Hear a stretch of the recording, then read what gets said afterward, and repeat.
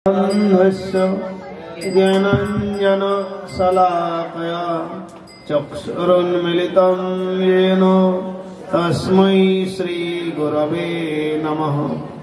नमो ॐ विष्णुपादाय कृष्णपृष्ठाय भूतले श्रीमते भक्तिवेदान्त स्वामिनिति नामिने। नमस्ते सरस्वती देवे गौरवाणी प्रचारिणे निर्विशेष शून्यवादी पाश्चात्य देशतारिणे। वाञ्छाकल्पतरुभ्यश्च कृपा सिन्धुभ्यैव च पतितानां पावनेभ्यो वैष्णवेभ्यो नमो नमः। नमो महावदन्याय कृष्ण प्रेम प्रदायते कृष्णाय कृष्ण चैतन्य नाम्ने गौरतिसे नमः। हे कृष्ण करुणा सिंधु दीनबंधु जगत्पते गोपीश गोपिका कांतो राधा कांतो नमस्तुते। तप्त कांचन गौरांगी राधे वृंदावनेश्वरी वृषभानुसुते देवी प्रणमामि हरिप्रिये। जय श्री कृष्ण चैतन्य प्रभु नित्यानंद श्री अद्वैत गदाधर श्रीवासादि गौर भक्त वृंद। हरे कृष्ण कृष्ण कृष्ण हरे हरे हरे राम राम राम हरे हरे कृष्ण। सुधी भक्तवृंद, आज कार्तिक तथा दामोदर मासेर এই শুভ সন্ধ্যায় আমরা সকলকে ইসকন তথা আন্তর্জাতিক কৃষ্ণ ভাবনামৃত সংঘের পক্ষ থেকে জানাই আন্তরিক শুভেচ্ছা ও অভিনন্দন। আজ আমরা এখানে ভক্তি জীবনের কিছু কথা এবং সর্বোপরি ভগবান শ্রীকৃষ্ণের দামোদর লীলা বর্ণনা করব। কেননা এই কার্তিক তথা দামোদর মাসে সারা বিশ্ব জুড়ে ভক্তরা এই ব্রত নিয়ম সেবা তথা দীপদান উৎসব পালন করে ভগবানের বিশেষ কৃপা লাভের প্রয়াস করেন। সাধারণভাবে আমরা জানি এই মনুষ্য জীবন হচ্ছে অত্যন্ত দুর্লভ, অর্থপূর্ণ, ক্ষণস্থায়ী। তাই শুধুমাত্র পশু পাখির মতো জীবনযাপন করাটাই মানুষের উদ্দেশ্য নয়। শাস্ত্রে বলা হয়েছে আহার নিদ্রা ভয় মৈথুনঞ্চ সামান্য মেতদ পশুভি নরানাম ধর্মহি তেসাং অধিক বিশেষ ধর্মেন হীনা পশুভি সমান। অর্থাৎ খাওয়া, ঘুমানো, বংশ বিস্তার করা আর ভয় থেকে আত্মরক্ষা, এই বিচারধারায় মানুষ এবং পশু পাখির মধ্যে কোনো পার্থক্য নেই। ধর্ম একটা অধিক বিষয় বা বৈশিষ্ট্য যা মানুষকে পশু থেকে পৃথক করে। ধর্মহীন মানুষ পশুর সমান, একথা শাস্ত্রে খুব জোর দিয়ে বলা হয়েছে। কেন বলা হয়েছে? না, এই মানুষ জীবনে কে আমরা উন্নত বলছি, কিন্তু যদি পশু পাখির মতোই জীবনযাপন করি তাহলে আর উন্নত বলার তাৎপর্য কি থাকলো? প্রভুপাদ বলেছেন যে যারা শুধু খাওয়া, ঘুমানো, বংশ বিস্তার এটাই উন্নতি করছে, সেটা বড় জোর পশু জীবনের উন্নতি হচ্ছে। তাদেরকে মার্জিত পশু বলা যেতে পারে, সফিস্টিকেটেড নয়। পশু পাখিরা যেখানে সেখানে করে, মানুষ হয়তো একটু ঘর বাড়ি বা অন্য বিলাসবহুল কিছু তৈরি করে করে, কাজটা একই। তাই এই যে ধর্ম, সেই ধর্মটা কি সেটা আমাদেরকে জানতে হবে। ধর্ম হচ্ছে যা একটা ব্যক্তি বা বস্তুর বৈশিষ্ট্য, যা সেই ব্যক্তি বা বৈশিষ্ট্য চারিত্রিক সেবা বিভিন্ন প্রকাশ করে, যার থেকে তাকে পৃথক করা যাবে না। যেরকম জলের ধর্ম তার তরলতা এবং নিম্নগামিতা, অর্থাৎ জল স্বাভাবিক অবস্থায় নিচের দিকে যাবে এবং তরলতা তার একটা বৈশিষ্ট্য। আগুন তার তাপ এবং আলো, এই দুটো আগুনের সহজাত বৈশিষ্ট্য। আগুন থেকে তাপ আলো আলাদা করা যাবে না, তাহলে সেটা আগুন নয়। এইভাবে একটা বস্তুর আছে।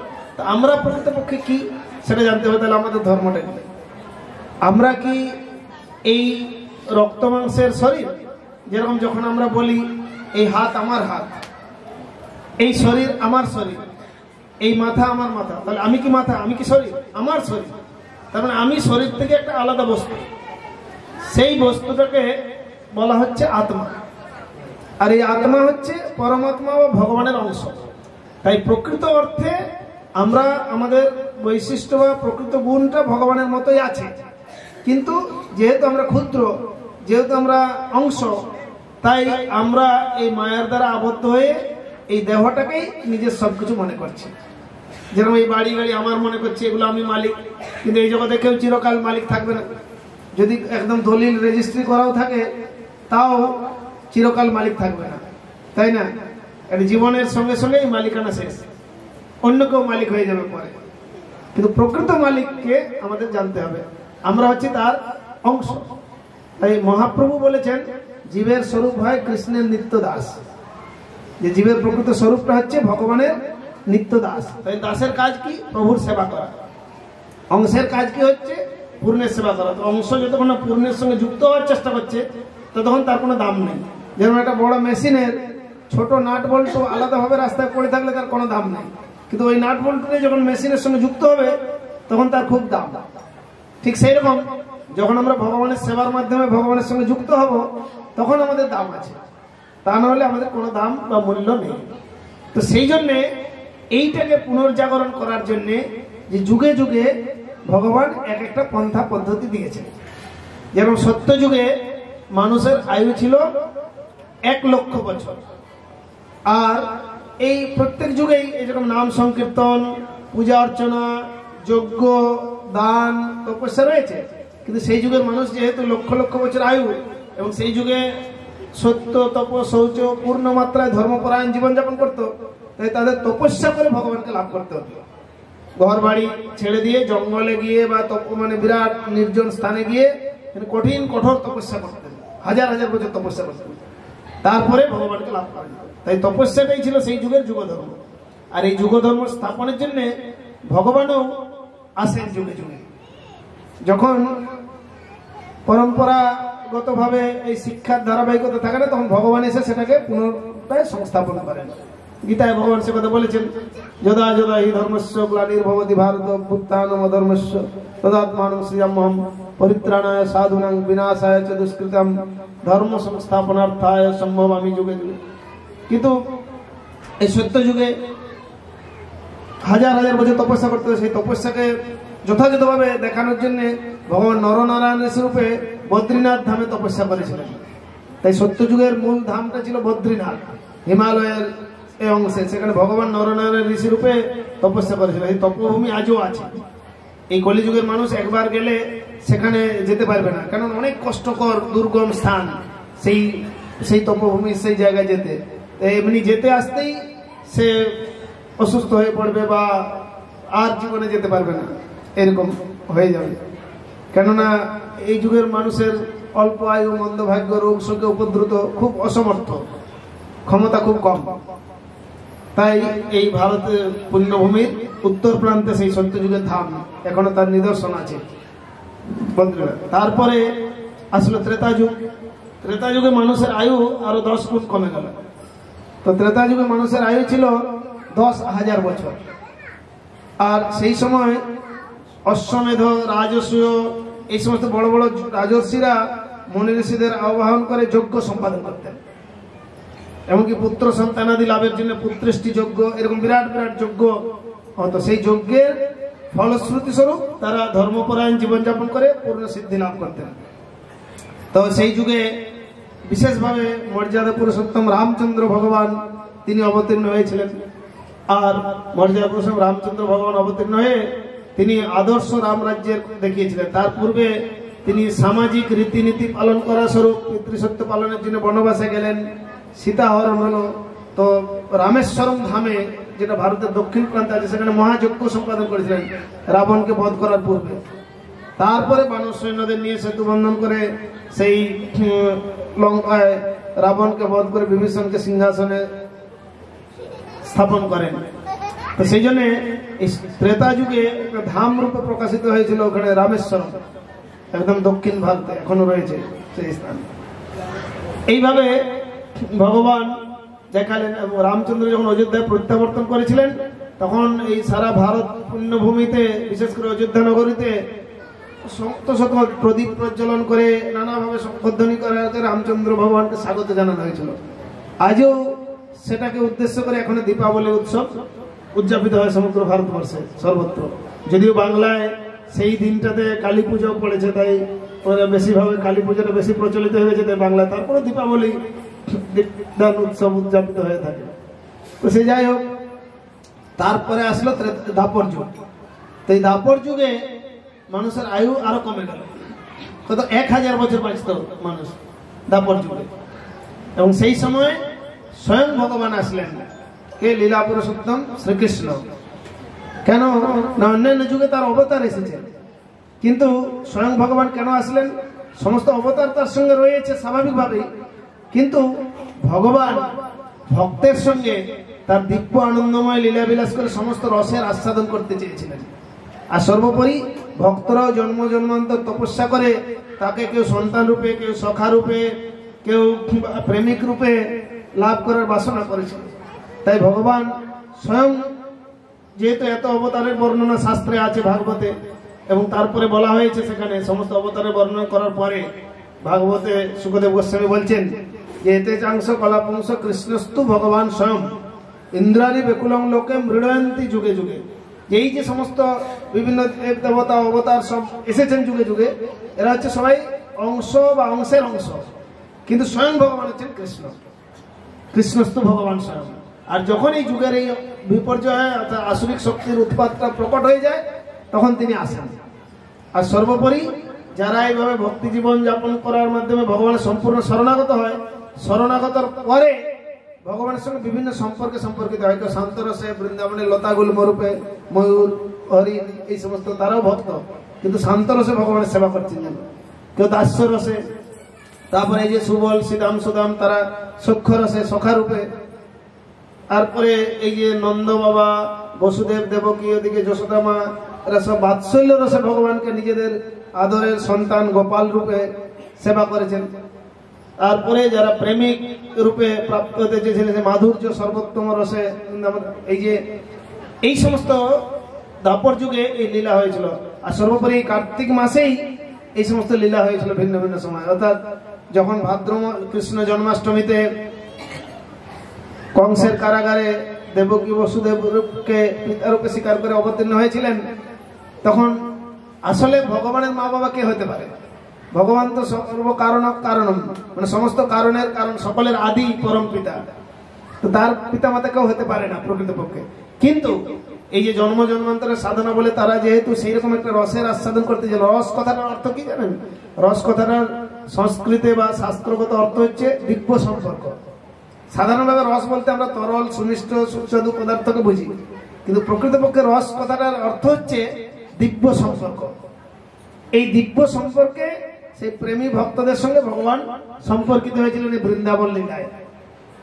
এবং সেই সময় ভগবান এইভাবে গোকুলে যান, সেখানে এই পুতনা, অঘাসুর, বকাসুরকে শিশু অবস্থাও তার সর্বশক্তিমান যে তিনি সেটা দেখিয়েছেন। আর এইভাবে এই যে গোচারণ, গোবর্ধন ধারণ সব লীলা করার পরিশেষে এই মাসে সর্বোত্তম লীলা করেছিলেন এই রাস পূর্ণিমায়, রাসযাত্রা। এটা হচ্ছে ভগবান শ্রীকৃষ্ণের এই রাসযাত্রা করার পরে পরবর্তীতে কংস এইভাবে বিভিন্ন সময় বিভিন্ন অসুরদেরকে পাঠিয়ে নিরাশ হয়েছিল। কংসের একটা অভিশাপ ছিল, ও গোকুলে বা বৃন্দাবনে যেতে পারেনি, সেই জন্য ওর শক্তিশালী মায়াবী অসুরদেরকে বারে বারে পাঠিয়েছে, কিন্তু তারা সব কৃষ্ণের হাতে নিহত হয়ে মুক্তি লাভ করে গেছিল। শেষে কংস চিন্তা করলো আমার তো শক্তিহীন হয়ে যাচ্ছি, তাহলে আমি এই মথুরায় নিয়ে এসে এইখানে কৃষ্ণ বলরামকে আমি হত্যা করব। এই চিন্তা করে অক্রূরকে পাঠিয়ে কৃষ্ণ বলরামকে মথুরায় নিয়ে আসলেন। আর ভগবান এমনই, যে যেভাবে তার শরণাগত হয়, অনুকূল বা প্রতিকূল বা যেভাবে হোক না কেন প্রপত্তি করে, তিনি তাকে সেই রকম প্রতিদান দেন। গীতাও সে কথা তিনি বলে দিয়েছেন যে যে যথামং প্রপদ্যন্তে তাং তথৈব ভজাম্যহম মম বর্তানুবর্তন্তে মনুষ্য পার্থ সর্বস্ব। যে আমাকে অনুসরণ করবে আর যে যেভাবে আমাকে প্রপত্তি করবে আমি তাকেই অনুরূপ প্রতিদান দেব। তো যখন এই কৃষ্ণ বলরাম মথুরায় প্রবেশ করছিলেন, তারা রথে করে যাননি, রথ মথুরার প্রান্তে এসে অক্রূরকে বললেন আমরা এই মথুরা নগরীর শোভা দেখতে দেখতে যাব। যখন যাচ্ছেন যারা যেরকম তারা সেই রকম ভাবে কৃষ্ণ বলরামকে দেখছেন। ওই যে মল্লানাম অশনীর নাম, যারা মল্লযোদ্ধা তারা দেখছে সাক্ষাৎ বজ্র সদৃশ ভয়ঙ্কর আসছে, তারা ভয়ে দেখেই কাঁপছে। আর যারা স্বজন পিতৃস্থানীয় তারা বা মাতৃস্থানীয় তারা হচ্ছে আমাদের প্রাণের গোপাল আসছে, এত কমল শরীর কংসের মতো দুরাচারী এখানে যাচ্ছে, তারা একদিকে ভয়ভীত হচ্ছে, আবার গোপালের প্রতি তাদের স্নেহ বাৎসল্য বেড়ে যাচ্ছে। আর যারা ভগবানকে প্রেমাস্পদ রূপে পেতে যান তারা দেখছে আমাদের পরম প্রেমাস্পদ আসছে। আর ভোজপতি কংস কিরকম ভাবে দেখছেন, যে সাক্ষাৎ যমরাজ মৃত্যুদণ্ড নিয়ে তার দিকে এগিয়ে আসছে। অর্থাৎ একই কৃষ্ণ, কিন্তু ভিন্ন ভিন্ন ভাবধারা বা যারা যেরকম ভাবছে যোগমায়া মায়ার প্রভাবে তারা সেই রকম ভাবে দেখছেন। ভগবান সবার কাছে স্বয়ং রূপটা প্রকাশ করেন না, তিনি যোগমায়ার দ্বারা নিজেকে আবৃত করে রাখেন। আর আমরা মহামায়ার দ্বারা আবৃত হয়ে আছি বাধ্যতামূলক। এটাই হচ্ছে আমাদের অবস্থা। সেই আমাদের এই যে সাধনা, আমাদের এই যে সেবা, এই ভক্তি করার মাধ্যমে আমরা এই মায়া দেবের থেকে মুক্ত হব। তিনি আমাদেরকে কৃষ্ণ উন্মুখ থেকে মুক্ত করে দেবেন।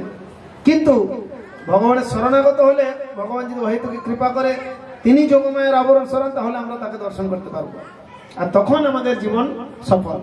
এইভাবে ব্রজভূমি বৃন্দাবনে লীলাবিলাস করার পরে কৃষ্ণ কি করলেন, আবার পুনরায় মথুরায় গিয়ে কংস আদি অসুরদেরকে বধ করে কিছুকাল সেখানে থেকে বাকি অসুরদেরকে বধ করে পরবর্তীতে তিনি দ্বারকায় গিয়ে মহা ঐশ্বর্যমণ্ডিত ধাম নির্মাণ করলেন।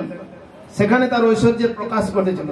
তাই ভারতের পশ্চিম প্রান্তে এখনো দ্বারকা ধাম, সেখানে তিনি দ্বারকানাথ রূপে বিরাজ করেছেন। এবং দ্বারকায় থাকাকালীন যেহেতু এই মহাভারতের মহাযুদ্ধ কুরুক্ষেত্রের যুদ্ধের এক মুহূর্তে তিনি হস্তিনাপুরে এসেছিলেন, কেন পাণ্ডবরা তার শরণাগত হয়েছিলেন।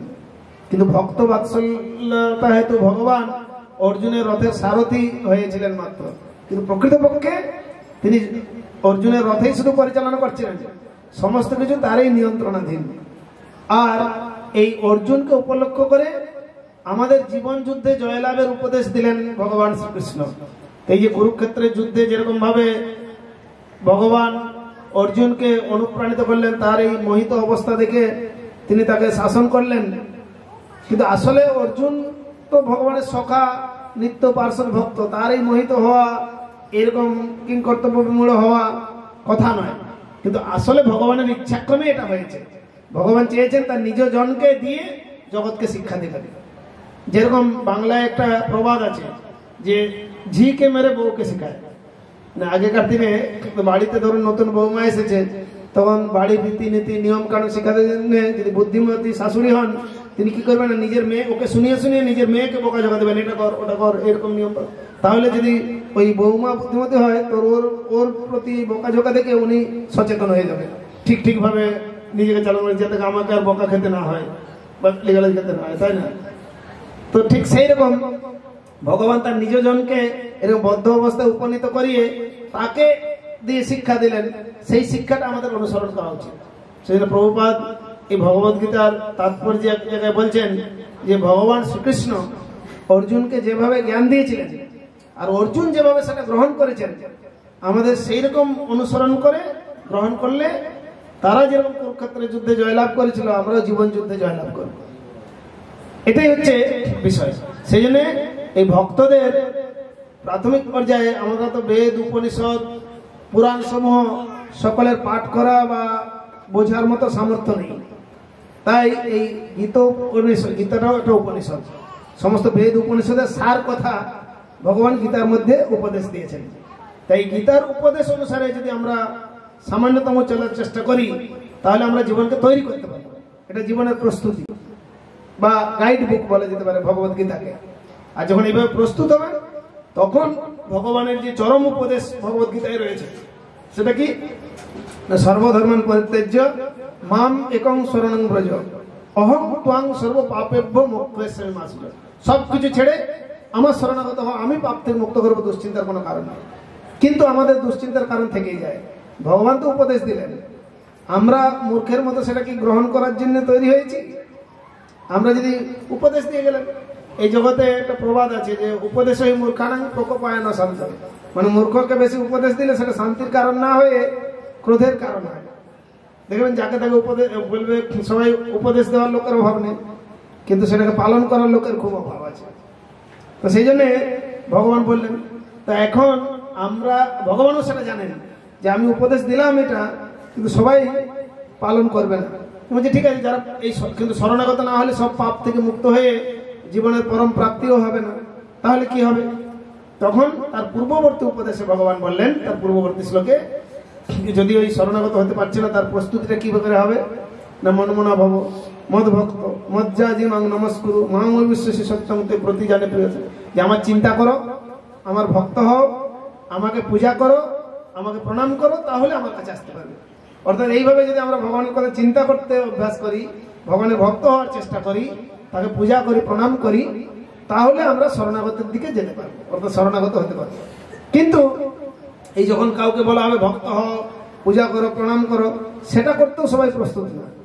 কলিযুগের মানুষ এতই বেশি অধঃপতিত যে সেটাও রাজি না। তাহলে ভগবান তার পূর্বে কি বললেন, ঠিক আছে, কমপক্ষে যা করো, যা কর্ম করো, দান করো, তপস্যা করো, ব্রত করো, যা কিছু করো, অন্য দেবদেবীর পূজা করো, আমার উদ্দেশ্যে সেটা সমর্পণ করো পূর্বে, তাহলে সেটা শুদ্ধ হবে। এই যদ করসি যদস্নাসি যজ্ঞসি দদাসি যত তপস্যা কন্ত তৎপুরুষ সমর্পণ, যে যা দান করো, যা আহার করো, যা তপস্যা করো, সব আমার উদ্দেশ্যে সমর্পণ করো, তাহলে পরবর্তীতে চিন্তা করতে ভক্ত হতে পারবে। কিন্তু সেটা করতেও সবাই রাজি নয়, যে ভাবছে আমার সম্পত্তি আমি কষ্ট করে এটা ভগবানকে উৎসর্গ করতে যাব কেন, এই সেই। কিন্তু আসলে ভগবান সবকিছু মালিক, আমাদের কর্মযোগ্যতা অনুসারে তিনি বরাদ্দ করে দিয়েছেন, তাতে সন্তুষ্ট থেকে অন্যের ধন সম্পদে লোভ না করে জীবনযাপন করতে হবে। তাহলে এই জীবনে কিছুটা ভালো থাকা যাবে, কারণ এই জগৎটা পুরোপুরি ভালো থাকার জায়গা নয়। আর মুক্তি লাভ করার পরে নিত্য ভগবানের সেবায় যুক্ত হলে তখন সেইটা নিত্য জীবন লাভ হবে। তার আগে এটা অনিত্য জীবন, যার জন্ম হয়েছে তার মৃত্যু হবে, যার মৃত্যু হয়েছে তার কর্ম অনুসারে আবার একটা জন্ম হবে। এটা হচ্ছে চক্র, জন্ম মৃত্যুর চক্র। এই চক্র থেকে বেরোতে হবে। তো তারপরে ঠিক আছে, কমপক্ষে কর্মের নাম অধিকার আছে, মহাপুরুষ, কর্মে তোমার অধিকার আছে, কিন্তু ফলে তোমার অধিকার নেই, ফলটা আমি দেওয়ার মানে। যে কিন্তু এই জগতে মানুষ কি করছে, সবাই মনে যে ফলটা আমি পাবো। যেরকম অফিসে কাজ করবে, কাজ না করে বেশি বেতন চায়, বেশি সুবিধা চায়। স্টুডেন্টরা স্কুলে পড়াশোনা না করে ভালো রেজাল্ট চায়, লেবাররা কাজ ফাঁকি দিয়ে বেতনটা নিয়ে যেতে চায়। সবাই কাজ এই জন্য তারা ভালো লাগে না, ফলটা চায়, কিন্তু কর্তব্যটা করবে না। কিন্তু ভগবান বলেছেন উল্টো, কর্তব্য করো, ফল ঠিক পাবে। সেই জন্য যখন এইভাবে অসৎ উপায়ে কেউ এই সমস্ত পায়, তখন তার জন্য ভোগ তো হয়, তার সঙ্গে দুর্ভোগও হয়, তার সঙ্গে একটা বোনাস হয়ে যায় প্রাপ্তি। সেই জন্য যথাযথভাবে ভগবান নির্দেশিত কর্ম করতে হবে। এইটা শিক্ষা দেওয়ার জন্য ভগবান এই দ্বাপর যুগে তিনি এইভাবে দ্বারকায় ধাম প্রথমে, তো এই দ্বাপর যুগের ধাম হচ্ছে দ্বারকা ধাম। আর ভগবান চলে যাওয়ার সাথে সাথে, অর্থাৎ স্বধামে ফিরে যাওয়ার সাথে সাথে এই কলিযুগ শুরু হয়েছে। কিন্তু কলিযুগ শুরু হলেও প্রথম পর্যায়ে কলি প্রভাব বিস্তার করতে পারেনি। পরীক্ষিত মহারাজ যতদিন ছিলেন ততদিন পর্যন্ত কলি এই জগতে প্রভাব বিস্তার করতে পারে না। পরীক্ষিত মহারাজের এই জগৎ থেকে চলে যাওয়ার পরের থেকে কলিযুগ বিশেষ প্রভাব বিস্তার করেছে, অর্থাৎ কলি প্রকৃত শুরু হয়েছে আর কি। আজ থেকে 5000 বছরেরও বেশি কিছু পূর্বের থেকে কলিযুগ শুরু হয়েছে। তো এই কলিযুগে ভগবানের কি করে শরণাগত হতে হবে, সেইটাকে শিক্ষা দেওয়ার জন্য পুরাণ পুরুষ শ্রীকৃষ্ণ তিনি চৈতন্য শরীর ধারণ করে কৃপার সমুদ্র রূপে এই নদিয়া নবদ্বীপে মায়াপুর ধামে আবির্ভূত হলেন। সেই জন্য বলা হয়েছে বৈরাগ্য বিদ্যা নিজ ভক্তি যোগ শিক্ষার্থে পুরুষ পুরাণ শ্রীকৃষ্ণ চৈতন্য শরীর ধারী কৃপা, যে এই বৈরাগ্য বিদ্যা ভক্তিযোগ শিক্ষা দেওয়ার জন্য পুরাণ পুরুষ কৃষ্ণ চৈতন্য শরীর ধারণ করে অবতীর্ণ হলেন। কিন্তু এই যে চৈতন্য মহাপ্রভু আসলেন, তিনি কিন্তু ভগবান হলেও ভগবান রূপে আসেন, তিনি ভক্ত রূপে এসেছেন। এই কলিকালে ভগবানের সরাসরি কোনো অবতার নেই। লোকেরা যারা একটু অলৌকিক বিদ্যা, কিছু পাণ্ডিত্য এই সমস্ত দেখিয়ে ভগবান বলে জাহির করে, তারা প্রকৃতপক্ষে ভণ্ড। কেননা এই গীতা থেকে আমরা শিক্ষা পাই যে কাকে আমরা ভগবান বা ভগবানের অবতার বলে স্বীকার করব না, যার কথা পুরাণ উপনিষদে উল্লেখ আছে, 1 নম্বর শর্ত। 2 নম্বর শর্ত হচ্ছে যিনি বিশ্বরূপ দেখাতে পারবেন। এই দুটো শর্ত কমপক্ষে যদি কেউ পূরণ করতে পারেন, তাহলে আমরা তাকে ভগবানের অবতার বলে স্বীকার করবো এবং তার শরণাগত হতে প্রস্তুত আছি। ঠিক আছে, এটা বলুন যারা নিজেদেরকে এরকম ভাবে তথাকথিত অবতার বলে জাহির করে অপধর্মের প্রচার করে মানুষকে বিভ্রান্ত করছে, তারা এই দুটো প্রকাশ করুক, তাহলেই আমরা তাদের শরণাগত হয়ে যাব, কোনো অসুবিধা নেই। কিন্তু বাস্তবে এটা হচ্ছে না। তাই মহাপ্রভু এসে এই যুগধর্ম, যদিও শাস্ত্রে উল্লেখ আগের থেকে আছে, মহাপ্রভু বিশেষভাবে আপনি আচরে প্রভু জীবের দেখায় শিখায়। তাই যদি গৌর না হয়তো তবে কি হয়তো কেমনে ধরিতাম। এই যে ব্রজ মহিমা, এই যে বৃন্দাবনের যে লীলার পুনরুদ্ধার আর কৃষ্ণ শরণাগতির যে শিক্ষা, সেটা যদি মহাপ্রভু না আসতেন তাহলে আমরা এই দুর্লভ বস্তু কখনো লাভ করতে পারতাম। তো আপনারা নিঃসন্দেহে অত্যন্ত ভাগ্যবান ভাগ্যবতী, কেননা এই নদিয়ার গৌরব মহাপ্রভু এখানে আসলেন। কিন্তু সেইটা আমরা তখনই গৌরবান্বিত হতে পারবো যদি মহাপ্রভুর উপদেশ নির্দেশ পালন করি। তো মহাপ্রভু আমাদের জন্য কি উপদেশ দিয়ে গেছেন? মূল উপদেশটা কি না, ভারত ভূমিতে হইল মনুষ্য জন্ম, যার জন্ম সার্থক করি কর পরোপকার। যে এই পুণ্যভূমি ভারতে যারা জন্ম লাভ করেছেন তাদের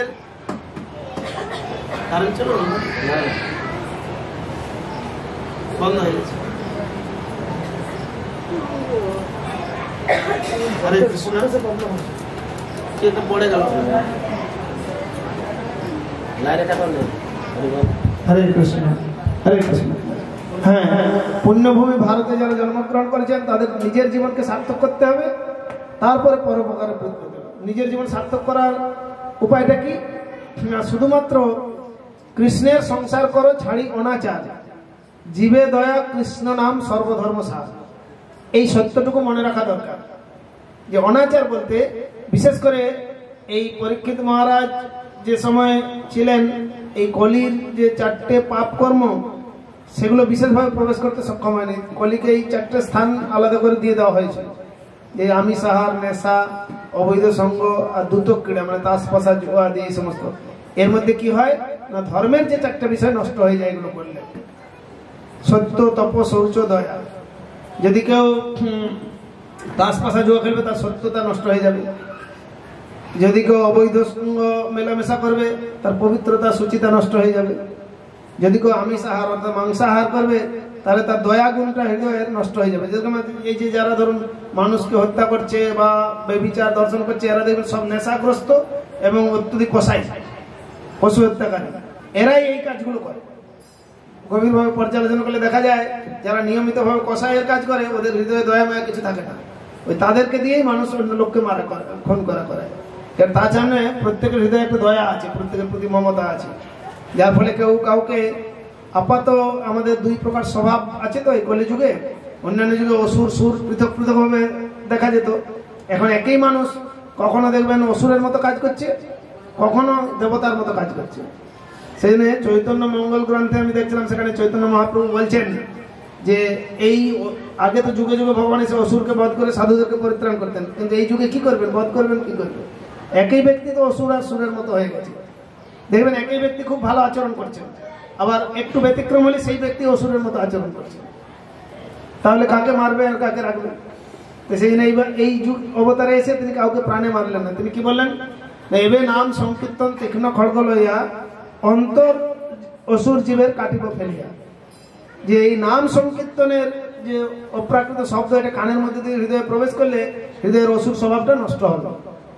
সেই জন্য মহাপ্রভু বলছেন নাম সংকীর্তন তীক্ষ্ণ খড়গ নিয়ে অন্তরে যে অসুর ভাব এটাকে নষ্ট করে ফেলবে। তো সবাই শুনবে না, বিরক্ত হবে। অন্য কিছু শুনতে সবাই ভালোবাসছে, নেশাগ্রস্ত হতে, কিন্তু নাম সংকীর্তন শুনতে রাজি নয় সবাই। কিন্তু অথচ কলিকালে নাম রূপে কৃষ্ণ অবতার, নাম রূপে ভগবান এসেছেন এই কলিযুগে। তাই এটা শুনতেই হবে, তাহলে ভগবানের সান্নিধ্য আসলে এই অসুর স্বভাব নষ্ট হবে, কিছুজন পালিয়ে যাবে। তো মহাপ্রভু তখন বললেন যে যদি পাপী ধর্ম ছাড়ি দূর দেশে যায়, মোর সেনাপতি ভক্ত যাইবে তথায়। যে কিছু যদি পাপী টাপি লোকগুলো পালিয়ে যাবে, নাম শুনবে না দূরে দূরে, তাহলে সেখানে আমার যাবে। যেভাবে মহাপ্রভু এসে নিত্যানন্দ প্রভু হরিদাস ঠাকুরকে আদেশ প্রদান করেছিলেন তার মাধ্যমে যে শুনো শুনো নিত্যানন্দ শুনো হরিদাস, সর্বত্র আমার আজ্ঞা করো প্রকাশ, প্রতি ঘরে ঘরে গিয়া করো এই ভিক্ষা, বলো কৃষ্ণ ভজ কৃষ্ণ। সেই পরম্পরাগত ভাবে যেরকম পরবর্তীতে আমাদের এই গৌড়ীয় মঠ সমূহের প্রতিষ্ঠাতা আসলে ভক্তি সিদ্ধান্ত সরস্বতী ঠাকুর সিংহ বিক্রমে সারা ভারত ভূমিতে প্রচার করেছিলেন। তার কয়েকজন শিষ্যকে পাঠিয়েছিলেন, সবাই সমর্থ না হলেও তার একজন অন্যতম শিষ্য হিসাবে এই ছিল এসি ভক্তি বেদান্ত স্বামী প্রভুপাদ। তাকে যখন তিনি পাশ্চাত্য দেশে পাঠিয়েছিলেন, তার আদেশ ক্রমে তিনি আদেশ দিয়েছিলেন পূর্বেই যে তোমরা শিক্ষিত মানুষ ইংরেজি ভাষার মাধ্যমে সারা বিশ্বে কৃষ্ণ ভাবনার অমৃত মহাপ্রভুর শিক্ষা তথা সনাতন ধর্ম এটা প্রচার করো, তাহলে মহাপ্রভুর সেই ভবিষ্যৎবাণী সার্থক হবে। কি না, পৃথিবীতে আছে যত নগরাদি গ্রাম সর্বত্র প্রচার হবে মোর নাম। যার ফলে গুরুর আদেশকে পূর্ণরূপে পালন করার জন্য তিনি সারা জীবন সাধনা করে শেষে বৃন্দাবনে সন্ন্যাস গ্রহণ করেছিলেন। কিন্তু গুরুদেবের আদেশ তার হৃদয়ে সবসময় অনুপ্রেরণা দিচ্ছিল, তাই তিনি সেই বৃন্দাবন থেকে সুদূর পাশ্চাত্য দেশে গেলেন। আর সারা বিশ্বে এই 70 বছরের বয়সের পরে একজন বৃদ্ধ তিনি বিশ্ব ভ্রমণ করলেন। চিন্তা করা যায় কেন? একমাত্র গুরু কৃপায় কেবল। এবং তার সান্নিধ্যে যখন এইরকম গণ্যমান্য ব্যক্তিরা আসেন, ভক্ত হয়েছেন, তখন তিনি তাদেরকে বলছেন যে আমার গুরুদেব ছিল ভক্তি সিদ্ধান্ত তোমাদেরকে আমাকে সাহায্য করার জন্য পাঠিয়ে দিয়েছেন, তাই আমি এই কৃষ্ণ ভাবনামৃতের প্রচার ঘটেছে। আর এটা কৃষ্ণ শক্তি বিনা তার নাই প্রবর্তন, কৃষ্ণ শক্তি ছাড়া সম্ভব নয়।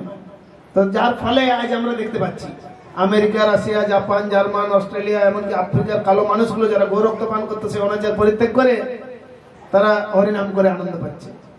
আর আপনারা তো নিকটে আছেন, সবাই প্রায় মায়াপুর গিয়েছেন, যেখানে সারা পৃথিবীর বিভিন্ন দেশের মানুষ, অন্য কোথাও সারা পৃথিবীর কোথাও পাবেন না যে এতগুলো দেশের মানুষকে এক জায়গায় দেখা যাবে। মহাপ্রভুর স্থানে আর এই প্রভুপাদের প্রচারের ফলে এই দেশ বিদেশ থেকে এসে এখানে এই শিক্ষা গ্রহণ করে তারা যাচ্ছে যে কিভাবে পাপ কর্ম পরিত্যাগ করে শুদ্ধ জীবনযাপন করতে হয় আর এই কৃষ্ণ ভক্তির অনুশীলন করে জীবনকে সার্থক করতে হয়। তারপরে তারা নিজেদের দেশে ফিরে যাচ্ছে। অনেক সময় আমাদের এই অঞ্চলে প্রচলিত একটা ধারণা ছিল ওটা সাহেবদের মঠ, ইংরেজদের মঠ, এই সেই এরকম। কিন্তু আমি একজনকে বলছিলাম যে কারা অনুকরণ করছে, প্রভুপাদ তাদেরকে এই প্যান্ট শার্ট কোট বা ওই রকম তথাকথিত আচার পরিত্যাগ করে তাদেরকে ধুতি পাঞ্জাবি এবং তিলক মালা পরিয়েছেন, আর আমরা সেগুলো ছেড়ে দিয়ে প্যান্ট শার্ট নিয়েছি। তাহলে কারা অ্যাকচুয়ালি বিদেশিদের আনুগত্য করছে যদি ভালোভাবে বিচার করা হয়, তাই না?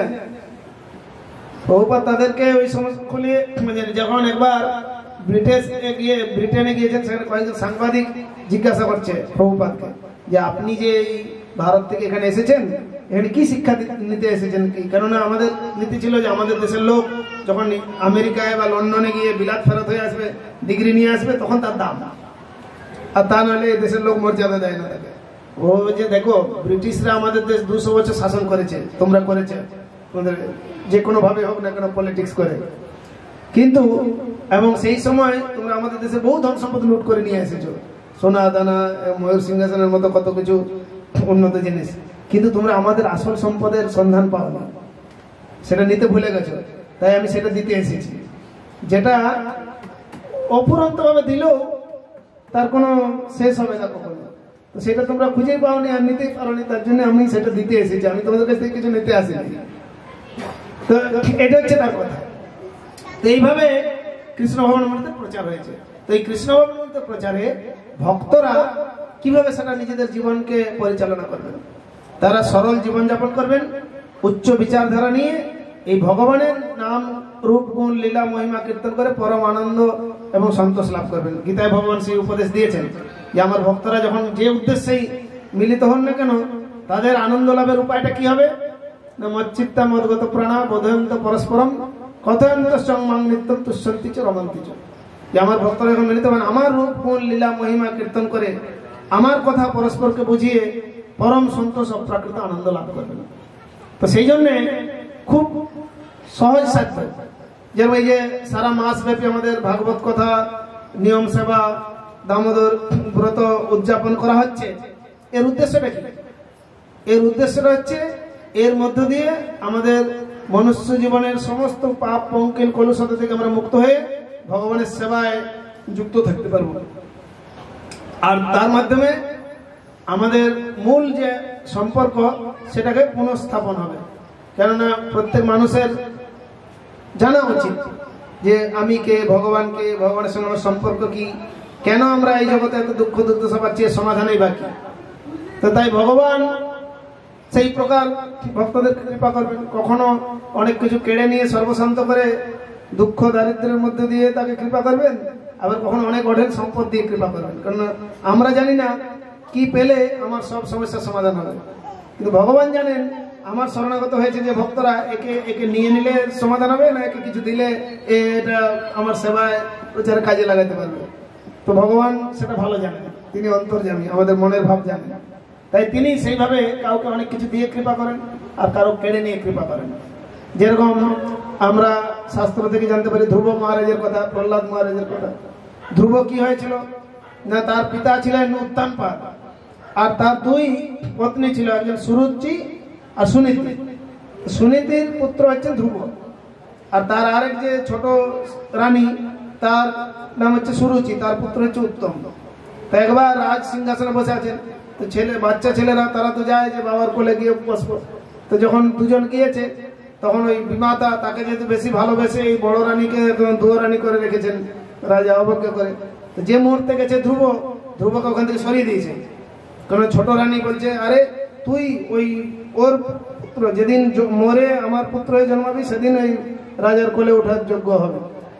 তো ক্ষত্রিয় সন্তান তো এই 5-6 বছর বয়স, তাতে তার ক্ষত্রিয় তেজ রাগে অভিমানে তার মায়ের কাছে গেছে যে আমাকে কেন এইখান থেকে বিতাড়িত করা হলো। তখন অভাগী মা বলছে, দেখ বাবা দুঃখ করিস না, সবকিছুর পরম মালিক ভগবান, আর তোর মনের সমস্ত দুঃখ দুর্দশা দূর করে তোর মনোবাসনা একমাত্র পূরণ করতে পারবেন সেই ভগবান। তাই এইভাবে তাকে বুঝিয়ে সান্ত্বনা দিল। বুঝি তাহলে কোথায় পাবো, এটা ছিল সত্য। তখন যখন মায়ের কাছ থেকে এই তপস্যার কথা শুনেছেন, তো রাত্রেই গভীর রাত্রে উঠে ঘর থেকে বেরিয়ে চলে গেছেন সেই বালক। তো ভগবানের প্রতি এরকম উৎকণ্ঠিত যে হয়, ভগবান তাকে কৃপা করার জন্য তার কোনো প্রতিনিধি ঠিক পাঠিয়ে দেন। তো পথে নারদমুনির সঙ্গে সাক্ষাৎ। তো নারদমুনি বলছে, এই তুমি কোথায় যাচ্ছ? বলছে, ও নারদমুনি প্রণাম, আপনি তো সর্বত্র গমন করেন, আপনি কি আমাকে বলতে পারেন আমি কোথায় গেলে আমার ভগবান শ্রীহরিকে পাবো? আরে তুমি বাচ্চা ছেলে, এখন খেলাধুলা করার সময় ঘুমাও যাও, এই সমস্ত অত কঠিন তপস্যা এসব করতে পারবে না। যেরকম এখনকার দিনে অনেক গ্রামে গঞ্জে এরা বলে ছেলে মেয়েদেরকে এই বয়সে এরকম করছে, আরে এখন সময় হয় না, এখন পড়াশোনা কর, খা ভোগ কর, পরে বাড়িতে বুড়ো বুড়ি তারা একটুকু হরিনাম করবে টুকটুক করে। দেখা গেল বুড়ো বুড়ি সেই আসক্তি বসে, তো সেই সময় আর মুখ চলছে না, শুনতে পাচ্ছে না, তখন আর করবে কি? আসলে সারা জীবন যা করবে সেটাই চরমে স্মরণ হবে বা আসক্তি হবে তার প্রতি, তাই না? সেই জন্য এটা হচ্ছে সারা জীবন করতে হয়। কিন্তু আমাদের সাধারণত প্রচলিত ধারণা কি, এই বয়সে এই ছেলেটা নষ্ট হয়ে যাবে, একে এখন এই সমস্ত নিরামিষ খাওয়াচ্ছিস, এই যে বিশেষ করে আমাদের বাংলায় এরকম কথা বলে। কিন্তু আমাদের ভারত পুণ্যভূমি ভারতে বেশিরভাগ মানুষই নিরামিষাশী। এই বাংলায়, উড়িষ্যা, বিহারে এই জায়গায় সমস্ত খাদ্য কুখাদ্য খাওয়ার প্রচলনটা বেশি হয়ে গেছে। শুদ্ধ জীবনযাপন করে না বেশিরভাগ, তার জন্য মানুষ রোগাক্রান্ত। আমরা দক্ষিণ ভারতে গিয়েছি, সেখানে দেখি যত বড় বড় হসপিটালগুলো সব বাঙালিরাই রোগী, সব চিকিৎসা করতে যায়, ওইখানের বেশি রোগী নাই। কেন না, এরা এই সমস্ত খাদ্য খাবার খায়, অনিয়ন্ত্রিত জীবনযাপন করে, যার ফলে নানাভাবে রোগগ্রস্ত হয়ে এভাবে জীবনকে অধঃপতিত করে। তারপরেও তারা শিখবে না যে আমাদের এই জীবনটাকে শুদ্ধ করা দরকার আর ভগবানের শরণাগত হওয়া দরকার। তো যাই হোক, এইরকম কথাটা সবসময় ছিল। আসলে নারদমুনি কি করছেন, এই সমস্ত বলে পরীক্ষা করতে চাইছেন যে দেখি। ধ্রুব বলছে যে না না না, আমি এত কথা শুনতে চাই, আপনি আমাকে দয়া করে বলুন আমি কি করলে আমার প্রভু শ্রীহরি ভগবানকে লাভ করতে পারবো। তখন তার দৃঢ়তা দেখে নারদমুনি তাকে দীক্ষা দিলেন এবং উপদেশ করলেন, যাও মধুবনে গিয়ে ওং নমো ভগবতে বাসুদেবায় তপস্যা। তো কঠিন কঠোর তপস্যা, 6 মাসের মধ্যে সাক্ষাৎ ভগবান তার সামনে আবির্ভূত হয়ে দর্শন দিলেন, জীবন ধন্য হয়ে গেল। ধ্রুবকে বলছেন তুমি বর প্রার্থনা করো। বলছে না না না, আমার আর কিছু লাগবে না। কারণ ভগবানের দর্শন হলে, যেরকম ভক্তি বিনোদ ঠাকুর বলেছেন, সফল জনম তার কৃষ্ণ দর্শন যার হয়ে আছে ভাগ্যে একবার, বিকশিয়ে হিন্নয়ন করি কৃষ্ণ দর্শন ছাড়ো জীব চিত্তের বিকার। জীবন সফল, আর কোনো কিছু কামনা বাসনা থাকে না। কিন্তু যেহেতু আমাদের অন্তরে পূর্বে কামনা বাসনা ছিল, তাই ভগবান সেটাকে পূরণ করিয়ে ঝালিয়ে এই জগৎ থেকে নিয়ে তারপরেই পরিপূর্ণতম সেবায় নিয়োজিত করবেন। তাই ধ্রুব যেহেতু একটা বাসনা নিয়ে গেছিল, তাই ভগবান সহসা তাকে এরকম না, তাকে বললেন ঠিক আছে তুমি এই জগতে এখন রাজত্ব করো, তারপরে অন্তিমে তুমি ধ্রুব লোকে বৈকুণ্ঠ লোক প্রাপ্ত হবে। তো ধ্রুবকে এরকম মহা ঐশ্বর্য সারা পৃথিবীর রাজত্ব দিয়ে দিলেন। সেই রাজত্ব করার পর ধ্রুব যখন বৈকুণ্ঠ লোক যাত্রা করবে, ধ্রুব লোক, এখন আমরা সেই ধ্রুব লোকের নিদর্শন আসমানকে পাই, ওটার কোনো বিনষ্ট হবে না, নিত্যধাম বৈকুণ্ঠের নেয়। তো যখন ধ্রুব যাচ্ছে এই দিব্য বিমানে, তখন তার মায়ের কথা মনে পড়লো যে মা কোথায় গেল। তখন বিষ্ণুদূতেরা তাকে দেখালো যে দেখো তোমার মা অগ্রভাগে যাচ্ছে। কেন? সেই জন্য বংশের যদি কেউ এরকম শুদ্ধ ভক্ত হবে, তাকে যারা সাহায্য করবে, তারাও ভগবানের সে অসীম কৃপা লাভ করে ভগবান ধামের যাত্রী হবে। অর্থাৎ ধ্রুব শুধু কৃপা লাভ করলো না, ধ্রুবর মা যেহেতু তাকে সেই কথা উপদেশ দিয়ে বলেছিলেন, তাই ধ্রুবর মাও চলে গেলেন বৈকুণ্ঠে। এরকম না যে তিনি জাননি। এই হচ্ছে প্রকৃত পিতা মাতা, যারা তার সন্তানকে সঠিক ধর্মপথে এবং কর্মপথে পরিচালনা করবেন। কিন্তু এখনকার পিতা আমার ছেলে বড় ইঞ্জিনিয়ার ডাক্তার হলো, দিয়ে বিদেশে গেল, বাবা মা কলকাতার বেশিরভাগ ফ্যামিলিতে দেখেছি বাড়িতে বুড়ো বুড়ি পড়ে থাকে, মরে থাকে, কেউ দেখার নেই। কেন? সে গর্ব করে শুধু বলে আমার ছেলে এখন আমেরিকায় চাকরি করে, আমার ছেলে এখানে করে, আর আসতে পারছে না। আসলে এই জগতে আমরা কার উপরে নির্ভর করবো? সেই জন্য গৃহেও সকলের ভগবানের উপরে নির্ভরশীল, কর্তব্য পালন করতে হবে পরিবারের প্রতি, কিন্তু ভগবানের উপরে নির্ভরশীল হওয়ার শিক্ষা করতে হবে, তাহলে আপনাকে সবাই দেখবে। আর তা নাহলে যদি ওই আত্মীয় স্বজনের উপরে নির্ভরশীল হবেন, পরে তারাই দেখবে না। যার জন্য আপনি সবকিছু করলেন, দেখা গেলো সেইভাবে এই বুড়ো বুড়িকে কখন ঘর থেকে বিদায় করে দিতে তাহলে বাঁচে কোন রকমের অবহেলা ভরে। আর যারা একটু সম্ভ্রান্ত পরিবার, তারা লোক লজ্জার ভয়ে একটু লোক দেখানো দেখবে, কিন্তু আসলে সেবা যত্ন করবে না। কেন? তারা প্রকৃত ধর্মপথের শিক্ষা লাভ করেনি। তো যে আমি যার কাছ থেকে প্রাপ্ত হয়েছি তার প্রতি কৃতজ্ঞতা এবং তার প্রতি সেবা সাধনা করার দরকার। আমি দেখেছি মন্দিরে যোগদান করার পরেও অনেক গৃহস্থের অনেক পরিবারের লোকজন আছে, পরে তার মা দেখা গেল অসহায়, বাড়িতে অন্যান্যরা সব উত্তরাধিকার সূত্রে সম্পত্তি ভোগ করছে, কিন্তু কেউ দেখে না। দেখা গেল যে ব্রহ্মচারী বা আশ্রম থেকে সাহায্য করে সেই তার মাকে দেখাশোনা করিয়ে দিতে হলো। এইরকম অবস্থা চিন্তা করে যায়। যাদের কর্তব্য তারা করছেন, যাদের পালন করা উচিত, কেননা উত্তরাধিকার সূত্রে যারা বংশানুক্রমিক আছে তাদের তার পিতামাতার প্রতি কর্তব্য পালন করা উচিত। করছে না কেন? না, তারা ওই হয়তো বড় কিছু হয়েছে, অর্থ রোজগার করছে, কিন্তু প্রকৃত মানুষ হয়নি। তাই আমাদের এই জীবনকে ব্যালেন্স করতে হবে। তো দেখুন ভগবান এখানে কৃপা করলো ধ্রুবকে অনেক কিছু দিয়ে। আবার আরেকটা কাহিনী আমরা জানি যে একসময় একজন দ্বারকায় ভগবান অর্জুনকে নিয়ে এক জায়গায় একটা গ্রামে ভ্রমণ করছেন। সেখানে এক বৃদ্ধা থাকতেন, বৃদ্ধা মাতাজি।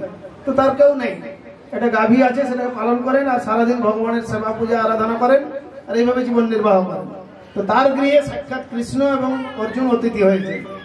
তো তার তো ব্যতিব্যস্ত, অত্যন্ত চিন্তান্বিত হয়ে তাকে অনেক আপ্যায়ন করেছেন, যৎপূর্ণ স্নেহ প্রীতি সহকারে তাদেরকে অনেক কিছু খাইয়েছেন। তো তারা খুব খুশি, অত্যন্ত ভগবান প্রসন্ন। অর্জুন দেখলেন যে কৃষ্ণ অত্যন্ত খুশি হয়েছেন এই বৃদ্ধার আপ্যায়নে। তো এখন কেউ যদি অত্যন্ত আনন্দিত হন, অন্তর থেকে খুশি হন, তার মুখমণ্ডলে একটা আলাদা প্রশান্তি ভাব দেখা যায়। কেউ দুঃখে আছে না অত্যন্ত আনন্দে আছে, কিছুটা আভাস পাওয়া যায়, পুরোপুরি না জানতে পারলেও। এবং তার মুখমণ্ডলের একটা আভাস থেকেই বোঝা যায় যে উনি আনন্দের মধ্যে আছেন বা দুঃখের মধ্যে আছেন, এরকম। তো তারপরে তারা যথার্থ বিদায় নিয়ে অর্জুন জিজ্ঞাসা করেছেন কৃষ্ণকে যে প্রভু, আপনি যার প্রতি প্রসন্ন হন তার তো আর কোনো কিছু অপ্রাপ্তি বলে কিছু থাকে না। তো এই যে মাতাজিকে আপনি কি আশীর্বাদ দিলেন ওর আপ্যায়নে? বলছে হ্যাঁ, ও ঠিক যেরকম ভাবে প্রপত্তি করেছিল ঠিক তার প্রাপ্তি হয়ে যাবে। বলছে না না, আমাকে বলতেই হবে। তখন কৃষ্ণ বলছেন যে আমি ওকে এই আশীর্বাদ দিলাম যে 3 দিনের মধ্যে ওর গাভীটা মারা যাবে। যেটা আশীর্বাদ হলো না অভিশাপ হলো।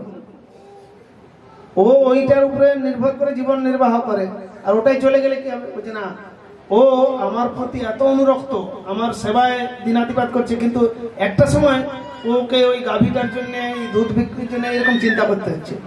তাই ও পুরোপুরি আমার সঙ্গে হয় না। যখন ওইটা চলে যাবে তখন ওর ওই আসক্তিটাও ছিন্ন হয়ে যাবে, ও আমার কাছে ফিরে চলে আসবে। অর্থাৎ আপাত দৃষ্টিতে মনে হয় যেন এটা কিরকম হয়ে গেল, সবকিছু চলে গেল। না, ভগবান বলছেন যস্যাহম অনুপ্রেরণামি হরিষ্যে তদ্ধনং সময়, যাকে আমি বিশেষভাবে কৃপা করি আগে তার সবকিছু কেড়ে নিই, তারপরে যখন সে তা সত্ত্বেও আমার সঙ্গ ছাড়ে না তখন আমি তাকে আমার করে নিই। অর্থাৎ ভগবান তার অধীন হয়ে যান ভক্তের। এই যে ভগবান যে ভক্তের অধীন হন, ভগবান কৃষ্ণ ব্রজভূমি বৃন্দাবনে তার লীলার মাধ্যমে এটা দেখিয়েছেন, যেটাকে ভগবানকে এই যে দামোদর বলে আমরা ভূষিত করি। দামোদর মানে কি? দাম মানে হচ্ছে দড়ি বা রজ্জু, আর তার উদরে বা কোমর দেশে বাঁধা হয়েছিল বলে তাই, এবং সেইভাবে তিনি বিশেষভাবে মহিমান্বিত হয়েছিলেন, তাই তিনি দামোদর। আর মায়ের নাম কি? যশোদা। যশোদা মানে যিনি যশ দান করেন। ভগবানকে তিনি এই বাঁধার মাধ্যমে বিশেষ মহিমান্বিত করেছেন, যশ দান করেছেন, তাই তিনি যশোদা। তো কি হয়েছে? কৃষ্ণ যখন এইভাবে শিশু অবস্থাতে যখন এই যে পুতনাকে বধ করলো, তখন সবাই ব্রজবাসীরা হতচকিত হয়েছিল, কি হলো? কিন্তু যোগমায়ের প্রভাবে তারা সঙ্গে সঙ্গে ভুলে যায় যে এই কৃষ্ণ সর্বশক্তিমান, কারণ ভুলে না গেলে তার সঙ্গে এইভাবে তো মিশতে পারবে না বলে পারে, কিন্তু আসলে তিনি ভগবান, মাঝে মাঝে তিনি সেটা দেখিয়েছেন। তো এই যখন ভগবান কৃষ্ণ এই মা যশোদার অঙ্গনে শিশু অবস্থায় লীলা করছেন, তখন আর হাঁটতে চলতে যখন শিখে গেছেন তার সঙ্গী সাথীদের নিয়ে, তার একটা প্রসিদ্ধি হয়েছে কি? চোর হিসাবে, মাখন চোর। ব্রজে প্রসিদ্ধং নবনীত চৌরং ব্রজাঙ্গনানং দুকুল চৌরং অনেক জন্মার্জিত পাপ চৌরং চৌরাগ্রবর্ণং পুরুষং নমামি। মহান মুনি ঋষিরা এইভাবে কৃষ্ণের বন্দনা করেছেন কি, যে আপনি ব্রজে প্রসিদ্ধ হয়েছেন নবনীত চোর, মাখন চোর রূপে, আর এই ব্রজ গোপিকাদের দুই কুল আপনি হরণ করে নিয়েছেন। আর আমরা যারা শরণাগত ভক্ত তাদের অনেক জন্মার্জিত পাপ হরণ করে নিতে পারেন। সেই চৌরাগ্রগণ্য পরম পুরুষ আপনার চরণে আমাদের প্রণতি নিবেদন করি। এই হচ্ছে ভগবান কৃষ্ণের স্থিতি। এই জগতে কেউ চোর হলে তাকে কেউ সম্মান করে পূজা করবে? আসলে প্রকৃত অর্থে ভগবান তো চোর না, ভগবান সবকিছুর মালিক।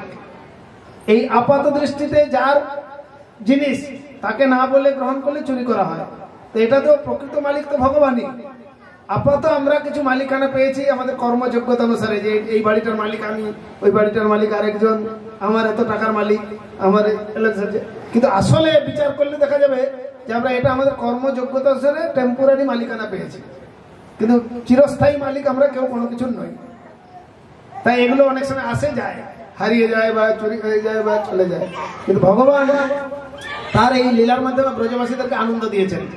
যেরকম একবার কি হয়েছে না, মা যশোদার কাছে সবাই অভিযোগ জানায়, তোমার কৃষ্ণ গোপাল বড়ই দুষ্ট, সে শুধু মাখন চুরি করে না, এই হাড়ি কুড়ি ভেঙে দেয়, মাখন দই এগুলোকে বাঁদরদেরকে খাওয়ায়। এরকম ভাবে আবার পরক্ষণে যার গৃহে যায় না কৃষ্ণ, তারা দুঃখ পায় যে আজ কৃষ্ণ দর্শন হলো না। কিরকম একই সঙ্গে বিপরীত, কৃষ্ণ সর্বাকর্ষক, কিন্তু ভক্তি প্রেমে এমনই একটা বৈশিষ্ট্য যে যেন এই লীলার পুষ্টির জন্য, আনন্দের জন্য এরকম বিপরীত ধর্মী সমস্ত কিছু কাজ চলতে থাকে।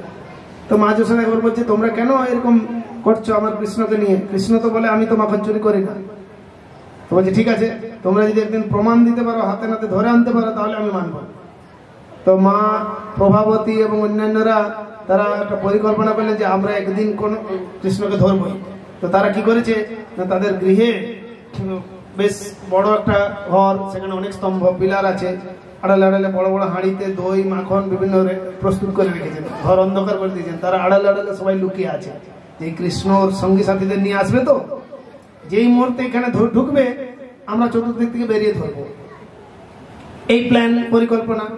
তো পরিকল্পনা মতো, কিন্তু সমস্যাটা হচ্ছে কি, কৃষ্ণ অন্ধকার ঘরে প্রবেশ করলে কি হবে, তার অঙ্গ নিঃসৃত জ্যোতি আলোতে সবকিছু দেখা যায়, অর্থাৎ অন্ধকার করেও সব লুকিয়ে রাখার উপায় নেই, কেন কৃষ্ণের অঙ্গের জ্যোতিতেই সবকিছু দেখতে পায়। তো এখন কৃষ্ণ শ্রীদাম সুদাম বসুদাম মধুমঙ্গল এই সমস্ত যারা ব্রজের সরকার, তাদেরকে নিয়ে ঢুকেছে এই প্রভাবতী ঘরে। তো অন্যান্য দিন ওই শিকাতে রাখা, উপর থেকে অনেক কষ্ট করে দই মাখন পাড়তে হয়, আজকে দেখছি সব হাতের নাগালে পাওয়া যাচ্ছে। ব্যাপারটা কি, এর পিছনে নিশ্চয়ই কোনো একটা রহস্য আছে। সে যাই হোক, আজ পাওয়া গেছে যখন, সবাই একদম পেট ভরে মন ভরে সবাই মাখন খেতে থাক। তো খেতে থাক না, বাঁদরদেরকে বিলি করতে। যেই মুহূর্তে সবাই মিলে এরকম মানে নিয়োজিত হয়ে গেছে কাজে, হঠাৎ আলো জ্বলে উঠেছে আর চারদিক থেকে সবাই বেরিয়ে উঠেছে ধরার জন্য। কিন্তু এই ব্রজের বালকরা এত সহজে ধরা দেওয়ার নয়, তারা চতুর্দিকে দৌড়ে এদিক ওদিক পালিয়ে গেছে, কিন্তু মাঝখানে ছিল কৃষ্ণ, ধরা পড়ে গেছে। আর ধরার পরেই মাতা প্রভাবতী শাসনের সুরে বলছেন, ওরে দুষ্ট, প্রত্যেকদিন অস্বীকার করা হয় যে তুমি মাখন খাওয়ানি, চুরি করনি, আজ তো হাতে নাতে ধরেছি, আজ মা যশোদার কাছে নিয়ে যাব, দেখি আজ কে বাঁচায়। তো হাত দুটোকে পেছন দিকে ওড়না দিয়ে বেঁধে আর টানতে টানতে নিয়ে যাচ্ছেন। মা যশোদার অর্থাৎ নন্দ মহারাজের প্রসাদের নিকট এসে জোর করে ডাকছেন, ও যশোদা রানী, যশোদা রানী, দেখো তোমার গোপাল আজ কি কাণ্ডটাই না করেছে, আর আজকে আমরা ওকে হাতে নাতে ধরেছি। তো মা যশোদা ঘর থেকে বেরোচ্ছে, দেখছে তার গোপাল তো সাহিত্য আছে সুন্দর মহলে, আর ওরা কি এত চিৎকার চেঁচামেচি করছেন। বাইরে এসে মৃদু মৃদু হাসতে হাসতে বলছে, ও প্রভাবতী, তোমাদের মাথাটা খারাপ হয়ে গেছে, তোমরা সবসময় আমার গোপালের কথা চিন্তা করতে করতে কি করেছো ভালো করে দেখছো না। কাকে নিয়ে এসেছে? বলছে কাকে নিয়ে এসেছি মানে এই তো হাতে নাতে ধরে এনেছি, ভালো করে দেখো। তো তাকিয়ে দেখছে নিজের ছেলেকে ধরে নিয়েছে। হায় হায়, তখন যে অভিযোগ জানাতে এসেছিল আর যে সাহস নিয়ে জোর দিয়ে রাগ দেখাচ্ছিল, এখন তো মাথা নিচু হয়ে গেছে। তারপরে মাথা নিচু করে আবার টানতে টানতে একটু ধমক দিয়ে নিয়ে গেছে। যখন ঘরের কাছে নিয়ে এসেছে নিজের বাড়িতে, তখন দেখছে আরে কৃষ্ণ, এ তো অদ্ভুত ব্যাপার, সেই কৃষ্ণ। তখন বলছে, ওই দুষ্ট, এইরকম ম্যাজিক জানিস? বলছে না না না মা, আমি একমাত্র, তোমরাও আমার মায়ের মতো, কিন্তু আমার যশোদা মাকে আমার সব থেকে ভয়। তো তার কাছে আর কখনো আমাকে ধরে নিয়ে যাবে না অভিযোগ জানাতে। আজ আমাকে ধরেছ, তোমার ছেলের রূপ ধারণ করেছিলাম, এরপরে যেদিন ধরবে তোমার স্বামীর রূপ ধারণ করবে। এইভাবে ভগবান কৃষ্ণ ব্রজভূমিতে এই মাতৃস্থানীয় ব্যক্তিদের সঙ্গে এরকম বাৎসল্য রসের আস্বাদন করিয়েছেন। যেরকম ভাবে অন্য ক্ষেত্রে গোচারণে অসুরদেরকে বধ করেছেন, পিকনিক করেছেন, ভোজন করেছেন, ঠিক আবার পরবর্তীতে এই সর্বোত্তম পর্যায়ে ব্রজবাসীদের রক্ষা করার জন্য, ইন্দ্রের প্রকোপ থেকে বাঁচানোর জন্য গোবর্ধন ধারণ করেছেন। এই জগতে মানুষ কৃষ্ণ প্রেমের অনুসরণ করতে চায়, কিন্তু তারা প্রেমের কি বোঝে? আত্ম ইন্দ্রিয় প্রীতিবাঞ্ছা তারে বলে কাম, কৃষ্ণ ইন্দ্রিয় প্রীতি ইচ্ছা ধরে প্রেম নাম। সেই প্রকৃত সত্যটুকু না জানার ফলে তারা মনে করে কৃষ্ণ এত প্রেম করেছিলেন, এই করেছিলেন, আমরা করবো। কিন্তু কৃষ্ণ গোপীজন বলল তাদের মনোরঞ্জন করেছিলেন, সাথে সাথে আমরা যে কীর্তন করছিলাম না, তিনি গোপীজন বলল গিরিবরধারী, তাদেরকে রক্ষা করার জন্য গোবর্ধন পর্বতকে ছাতার মতো তুলে ধরে রেখেছিলেন 7 দিন 7 রাত। এমনি যারা এই সমস্ত কথা বলে, এই সমস্ত করতে চায়, তারা একটা ইঁট ধরে রাখতে পারবে? একটা ইঁট ধরে রাখতে পারবে, তুলে রাখতে পারবে না কয়েকদিন। গোবর্ধন তো দূরের কথা, তাই না? তাই ভগবানকে অনুকরণ প্রিয়তা বা তাকে কেউ নকল করতে পারে না। তার শিক্ষা এবং তাকে অনুসরণ করে আমরা যদি তার শরণাপন্ন হই, তাহলে আমাদের জীবন ধন্য। তো সেই কৃষ্ণ এবার বারবার অভিযোগ শুনতে শুনতে মা যশোদা চিন্তা করছেন, নিশ্চয়ই এ যায় কিছু একটা করে, আর আমার গিয়ে দাস দাসী আবার এদের দিয়ে মাখন দই তৈরি হয়, তো হয়তো রুচি হয় না, এরা ঠিক মতো মনোযোগ দেয় না, তাই অন্যের বাড়িতে যায়। তাই আমার গোপালকে আমি নিজের হাতে মাখন তৈরি করে খাওয়াবো, এই চিন্তা করে মা যশোদা এক সময় কি করছেন না, নিজে অত্যন্ত পদ্মগন্ধা গাভীদের সুগন্ধি দুধ থেকে আহরণ করা সেই দধি নিয়ে তিনি অতি ভোরে উঠে এই মাখন তৈরি করছেন। আগেকার দিনে, এখনো গ্রামে গঞ্জে আছে কিনা জানি না, তো এখন তো মেশিন হয়ে গেছে, মন্থন দণ্ড দিয়ে যে দধি মন্থন করা হয়। আস্তে আস্তে এই যে উদুখল ব্রজেদের ছিল, এদিকে যখন ঢেকিতে ধান হতো, যাতায় শিল নোড়ায় মশলা পেশাই করা হতো, এই সমস্ত কথা আস্তে আস্তে মানুষ বিস্মৃত হয়ে যাবে, মানে আধুনিকতার প্রকোপে, তাই না? এখন সব মেশিনে হচ্ছে। সেই জন্য এগুলো এখন কথার কথা, যেহেতু আমরা অনেক জিনিস থেকে দূরে আছি, তাই আমাদের এগুলোকে গল্প মনে হবে, কিন্তু আসলে ভগবান এর মাধ্যমে জগৎকে শিক্ষা দেওয়ার বিশেষ লীলা করেছেন। তো যাই হোক, কৃষ্ণ বিছানা থেকে উঠে মা যশোদাকে ধরেছেন, তখন মা যশোদা তাকে স্তন পান করাবেন বাৎসল্য স্নেহে। কিন্তু এরকম অনেক লীলা হয়েছে, যেহেতু অত দীর্ঘায়িত সময় আমাদের নেই, সংক্ষিপ্তভাবে বলছি। যেখানে মা যশোদা আর একটা দুধে জাল দেওয়া হচ্ছিল, রক্ষা করতে গেছেন, তখন এই কৃষ্ণ কি করেছে যে আমার প্রতি অবজ্ঞা, একটা নোড়া নিয়ে আর ওই দধি ভাণ্ডকে ভেঙে দিয়েছেন, আর সারা ঘর ছড়িয়ে গেছে, আর মাখন টাখন নিয়ে বাঁদরদেরকে ছড়িয়ে। আর যখন দেখছে মা যশোদা দেখলো এরকম অবস্থা, নিশ্চয়ই দুষ্টের কাজ, এটা ভালো রকম ছড়ি লাঠি নিয়ে এসে তাড়া করেছেন। আর কৃষ্ণ কি করেছে, উদুকল থেকে লাফ দিয়ে দৌড় দিয়েছে, ধরতে আর পারে না। আসলে ধরবে কি করে? ভগবানের থেকে কেউ দ্রুতগামী যেতে পারে নাকি? তো মা যশোদাকে ভগবান অহেতুক কৃপাবশত তার শান্ত ক্লান্ত অবস্থা দেখে পরিশেষে ধরা দিয়েছেন। ভক্তের কাছে ভগবান ধরা দেন ভক্তের প্রেমে, বাৎসল্য প্রেমে। তারপরে মা যশোদা চিন্তা করলেন যে একে এরকম ছেড়ে রাখলে আমার গৃহস্থালীয় কাজ ঠিক মতো করা যাবে না, একে বেঁধে রাখি। তো উদুখলের সঙ্গে বেঁধে আর নিজের কাজে গেছেন। ইতিমধ্যে যদিও বাঁধতে সক্ষম হচ্ছিল না, অনেক চেষ্টা করেছেন, অনেক দড়ি আর যোগান দেওয়া সত্ত্বেও বাঁধা যাচ্ছে না। আসলে এই শিশুটাকে বাঁধতে কত দড়ি লাগে, কিন্তু আসলে প্রকৃত স্বরূপে ভগবান তো অনন্ত অসীম, তাকে কি আর সীমাবদ্ধ বস্তুর দ্বারা বন্ধ করা যায়? কিন্তু ভগবান যে মুহূর্তে অহেতুক কৃপা করেছেন তৎক্ষণাৎ তিনি বাঁধা পড়ে গেছেন। তো এইখানে শিক্ষণীয় বিষয় হচ্ছে ভক্তের প্রচেষ্টা, পূর্ণ প্রচেষ্টা আর ভগবানের অহেতুক কৃপা, তখন তিনি তার কার্যে সফল হবেন। এই জগতে যে কোনো বিষয়ে আপনার যখন পূর্ণ প্রচেষ্টা থাকবে আর ভগবানের কৃপা থাকবে তখন সেইটাতে সফল হবেন। শুধু কেউ প্রচেষ্টা করে হবে না, আবার কেউ যদি মনে করে কিছু করবো না, হাত পা গুটিয়ে বসে থাকি, ভগবান যখন টানবেন তখন যাব, সেটাও হবে না। দুটো জিনিসই চাই, ভগবানের কৃপার উপরে নির্ভর করতে হবে আর নিজেকে যা নির্দেশ অনুসারে জীবনযাপন করতে হবে, নিজেকে প্রয়াস করতে হবে, এটা হচ্ছে বিষয়। তো এইভাবে বাঁধা পড়লেন। শুধু তাই নয়, একই সাথে ভগবান অনেক কার্য সাধন করেন। এই উদুখলে বাঁধা অবস্থায় থেকেও তিনি চলে গেলেন হামাগুড়ি দিতে দিতে, টানতে টানতে, আর ওঠানে ছিল দুটো বিরাট অর্জুন গাছ, আটকে গেল। যেই হেঁচকা টান দিয়েছেন দুটো গাছ সমূলে উৎপাটিত হয়ে ভয়ঙ্কর বজ্রের মতো শব্দ হয়েছে, আর তৎক্ষণাৎ সব দিকে দৌড়াদৌড়ি। আসলে ওই দুটো অর্জুন গাছও সাধারণ ছিল না, তারা পূর্ব জীবনে কুবেরের পুত্র ছিল, কিন্তু অসভ্য আচরণ করার ফলে নারদ মুনি অভিশাপ দিয়েছিলেন। কিন্তু পরক্ষণে তারা নারদ মুনির শরণাগত হওয়াতে তিনি কৃপা করে বলেছিলেন যে ভগবান কৃষ্ণ আবির্ভূত হবেন, তার সংস্পর্শ লাভে তোমরা তোমাদের জীবন ধন্য হবে। তো তাদের কত সৌভাগ্য, নারদ মুনির অভিশাপটা তাদের কাছে আশীর্বাদ হল, যার ফলে ভগবানের সংস্পর্শ পেয়ে তারা উদ্ধার পেয়ে তারা সেই বৃক্ষজনী থেকে মুক্ত হয়ে ভগবানের স্তব করতে লাগলেন।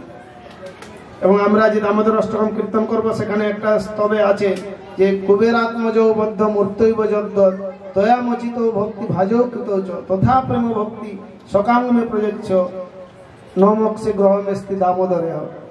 এভাবে আছে যে হে ভগবান দামোদর, আপনি যেভাবে কুবেরের পুত্রদেরকে শুধু মুক্তি দান করেননি, তাদেরকে প্রেম ভক্তি দান করেছেন, তাই আমি আর এই মোক্ষ বা মুক্তি লাভের প্রয়াসী নই। আপনি দামোদর কৃপা করে আপনি এই প্রেম ভক্তির দ্বারা আমার জীবনকে ধন্য করুন। তো এইভাবে এই দামোদর অষ্টকম আমরা এখন কীর্তন করব, সকালে দীপদান করবেন। আর এই মাসটা এই ভগবানের কৃপা লাভের একটা বিশেষ মাস। অন্যান্য সময় যা হয় বলা আছে, এই সময় ভগবানের সেবা, প্রার্থনা, দান, জপ, তপস্যা, নাম কীর্তন তথা সর্বোপরি দীপদান করার মাধ্যমে 100 গুণ ফল লাভ হয় অন্য সময় যা করলে যা হয় তার থেকে। এটা হচ্ছে ভগবানের বিশেষ একটা ছাড় এই সময়ের জন্য, যেহেতু ভগবানের অতি প্রিয় মাস। আর প্রকৃতপক্ষে কার্তিক মাসটা হচ্ছে রাধারানীর মাস। রাধারানীর আরেক নাম হচ্ছে কীর্তিকেয়, মানে কীর্তিকা হচ্ছে তার মায়ের নাম ছিল, এবং কার্তিক নাম হচ্ছে রাধারানীর আরেক নাম, সেই অনুসারে কার্তিক মাস অর্থাৎ রাধারানীর মাস। সেই জন্য আমরা দামোদর ভগবান যিনি বাৎসল্য প্রেমে বাঁধা পড়েছিলেন, তার সাথে তার প্রেমময়ী যে আনন্দদায়িনী শক্তি রাধারানী, তার কৃপা প্রার্থনা করি, কেননা তার কৃপাতে আমরা দামোদরের কাছে যেতে পারি বা কৃষ্ণের কাছে যেতে পারি।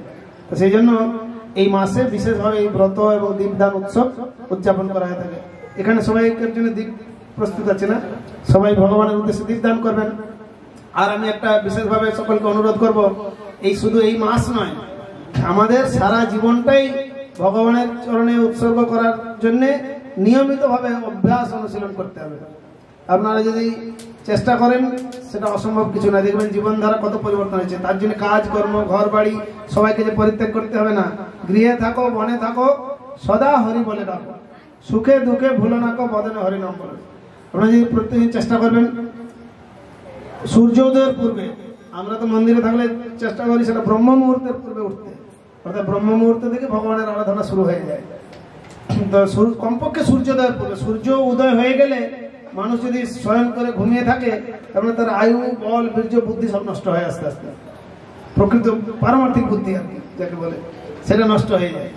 সেই জন্য প্রত্যেককে গৃহস্থালীয় কাজে যুক্ত থাকলেও প্রত্যেকে যদি ভোরে ওঠেন, তারপরে একটু পবিত্র শুদ্ধ হয়ে ভগবানের নাম করলেন, তারপরে দৈনন্দিন কাজকর্মে যুক্ত হলেন, করবেন একটু ভগবানকে উৎসর্গ করে সকালে, দুপুরে, সন্ধ্যায় ভগবানকে ফুল, জল, দীপ, ধূপ দীপ নিবেদন করলেন।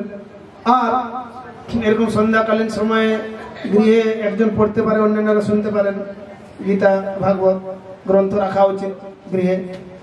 আর এরকম সৎসঙ্গ বা সাধু সঙ্গের সুযোগ সৌভাগ্য হলে সেটাতে অবশ্যই অংশগ্রহণ করলে আরো বেশি লাভ। সাধু সঙ্গে কৃষ্ণ নাম এই মাত্র চাই, সংসার জিনিস আর অন্য বস্তু নাই। আর সর্বোপরি মাঝে মধ্যে সময় সুযোগ মতো মহাপ্রভুর কৃপা লাভের জন্য মহাপ্রভুর যে পবিত্র ভূমি লীলা তথা জন্মভূমি, সেখানে গিয়ে মন্দিরে অত ভক্তদের সমাগমে সেখানে মন্দিরে প্রার্থনা করে আসা। আর গৃহস্থদের মাঝে মাঝে তীর্থ ভ্রমণও করা যেতে পারে। এইভাবে আমাদের জীবনকে আমরা কৃষ্ণ ভাবনাময় করে তোলার জন্য চেষ্টা করতে পারি।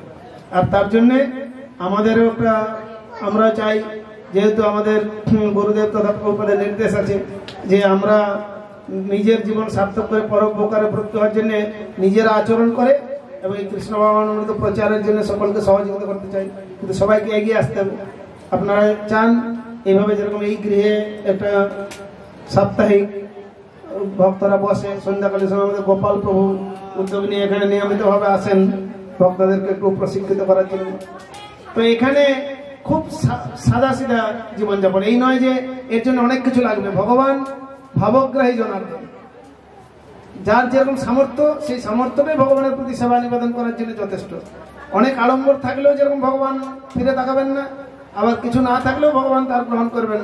ভগবান তো গীতায় বলেছেন খুব সরল নির্দেশ, কি পত্রং পুষ্পং ফলং তেং জমে ভক্তা প্রযোজ্যতি ভক্তা উপরিতম অস্নামে প্রয়োগ করে। যদি কেউ প্রীতি সহকারে ভক্তি সহকারে আমাকে একটু পাতা, ফুল, জল নিবেদন করে, তাহলেই আমি তার ভক্তির প্রতি উপহার গ্রহণ করি। তো এটা করতে তার খরচ করছে না। কিন্তু শুদ্ধ জীবনযাপনের ক্ষেত্রে মানুষের অসুবিধা কেন না, পাপ পরিপূর্ণ জীবন হয়ে গেছে, তো তাই সবাই শুদ্ধ জীবনে ফিরে আসতে চায় না। কিন্তু এটা খুব সহজ সরল, আপনারা চাইলেই পারবেন। কমপক্ষে প্রথম পর্যায়ে আপনারা শুধু প্রত্যেকদিন ভগবানের নাম করাটা অভ্যাস করুন, দেখবেন ভগবানের নামের কৃপার প্রভাবে সবকিছু পর্যায়ক্রমে হচ্ছে। ঠিক আছে? তো সবাই এবার মন প্রাণ খুলে বলুন, হরে কৃষ্ণ হরে কৃষ্ণ কৃষ্ণ কৃষ্ণ হরে হরে হরে রাম হরে রাম রাম রাম হরে হরে। ঠিক আছে, আমরা সময় সুযোগ মতো একটা বিশেষ বিষয়ের উপরে এক সময় বলতে পারি। আজকে আমি সাধারণভাবে অনেক কিছু কথা পর্যায়ক্রমে বললাম, আর সময় দীর্ঘায়িত করছি না। আমাদের একটু দামোদর অষ্টক কীর্তন হবে এবং দীপদান হবে, এবং তার মাধ্যমে আমাদের এই সংক্ষিপ্ত অনুষ্ঠানের মাধ্যমে, এবং আমরা আশা করব এই মাসে এইভাবে উদযাপন করার জন্য সকলের প্রতি ভগবানের বিশেষ কৃপা আশীর্বাদ বর্ষিত হোক এবং সকলে সুন্দরভাবে জীবনযাপন করে ভগবানের কৃপা লাভ করে জীবনকে ধন্য করবে। হরে কৃষ্ণ।